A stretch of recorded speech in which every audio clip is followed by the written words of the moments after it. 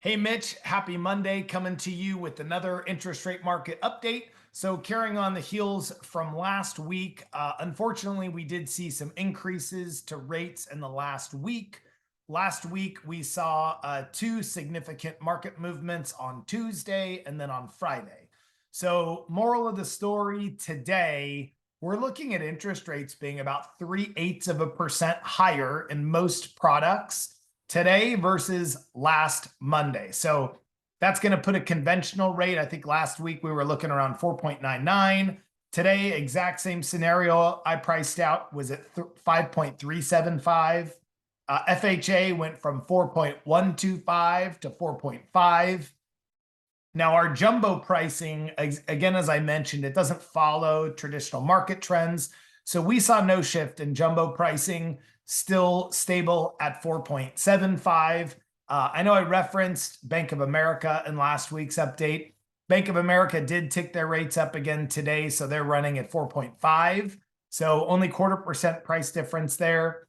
And then our portfolio programs that I mentioned last week, specifically our 5-year ARM, that's up only 1/8%. So last week it was at 4.5, today at 4.625. So in general, we have been seeing some rates trending upwards. Now, I want to just do a quick look at the mortgage bonds as I did in last week's update for you. So I'm going to do a quick screen share. Now, just a reminder, I'm showing you the mortgage bond chart. We're looking at the price, which is the opposite of the rate. So price going down means rate going up. Price going up means rate going down. So red is bad and green is good on this chart. So we're going to hop over here real quick and take a look. So when I did last week's update, we were sitting right here. On Tuesday, the Fed came out with some predictions and forecasts. The markets really did not like what the Fed had to say because it showed that they were really disconnected from reality. Their heads are in the sand. They think we're not in a recession. They think they can engineer a soft landing. And the markets are basically saying, no, you're wrong. And when the Fed is not coming to grips with reality, it's indicators that they're not going to be able to control the future direction of the economy. So that's why the markets did what they did. Then again, on Friday, we saw another big drop in pricing, which means jump up in rates. The change on Friday was due to the jobs report. So the markets were expecting to see about 250,000 jobs created. That jobs report came out much better than expected at over 500,000 jobs created. Typically, that sort of thing is going to hurt mortgage pricing.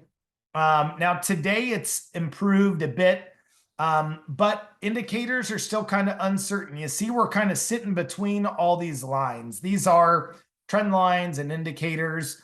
We're in kind of a narrow range here. And so anything positive economically could push us off. Negative could push us off another direction. So rates remain pretty unstable.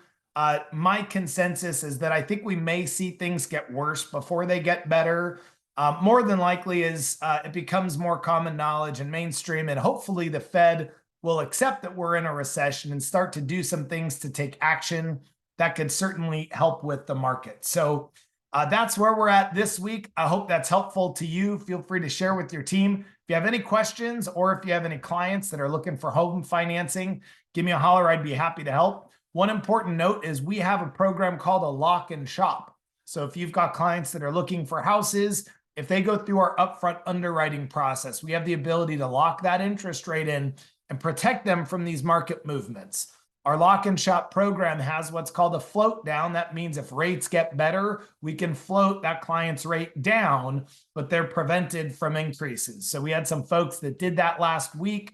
They were protected from some of that market movement. If you have any other questions, give me a call, make it a great week.